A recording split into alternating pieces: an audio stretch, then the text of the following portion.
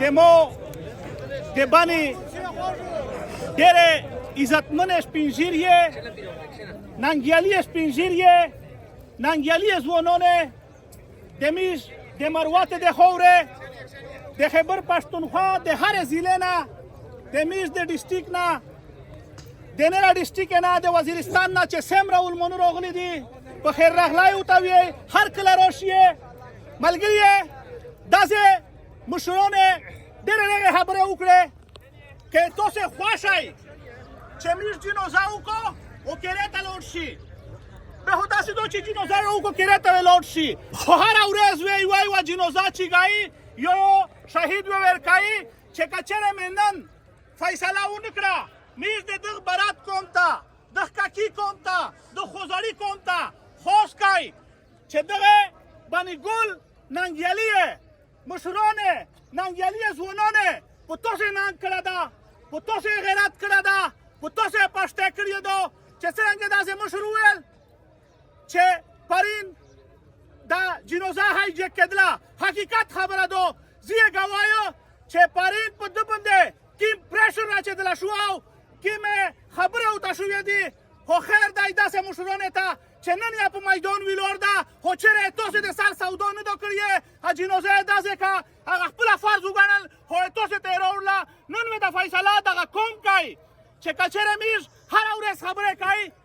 او خبرې وکړو ولاړ شي د دغه څه مقصد نشته ملګري داسې که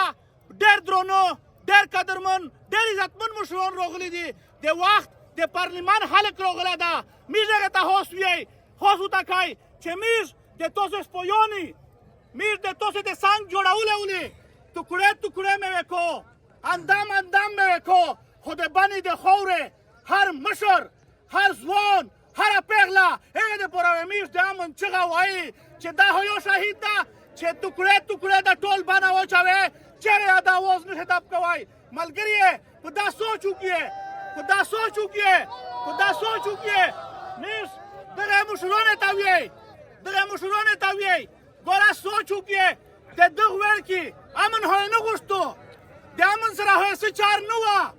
راغلی و بازار ته شاید چې تشي ته وې راغلی سودا ته وې راغلی خو هغه معاف نه شو هغه ټارګېټ شو هغه وویشته شو داسې ده چې ګوره په یو قبرستان باندې روان و نن یا په دغه دنیا شهیدی شي قبرستان باندې ورغی به قبرستان شه ملګري ته ویل چې دا غامړه دي او موږ یا په دغه خاوره باندې زندگی تیرای زندگی داسې تیره کا زندگی داسې تیره کا چې د ولس دپاره یې تیره کا د عوام دپاره یې تیره کا د دغه سپینږیري دپاره یې تیره کړه موږ د برات قوم ته وایي چې موږ وایي چېرې د بېننګي یار درته خوښه نه کړو د بېننګي یار وایي چېرې درته خوښه نه کړو موږ وایو انشاءالله چې دا دوک د موږ ده دا درد د میږ ده دا د چېرې ده برات قوم نه وایي چې دا دوک د میږ ده دا درد د میږ ده خو ملګري داسې ډېر قدرمن مشران راغلي دي ډېر عزتمن مشران راغلي دي که نن مې فیصله ونه کړه داسې ده چې روډ یې بیا بند کړه ده